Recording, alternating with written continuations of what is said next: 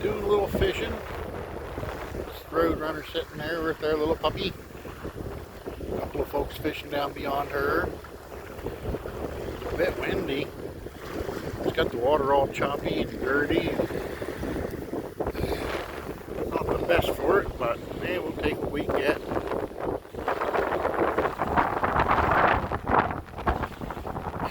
Way up there, there's another couple fishing.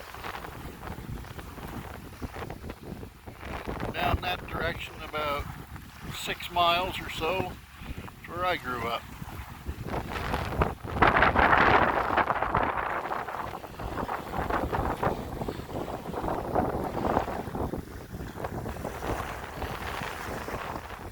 Anyway, Mrs. Roadrunner has caught a couple of eels, and I caught some grass. That's it. Not the kind you smoke, just the kind that grows in the lakes and in the rivers. Anyway, later.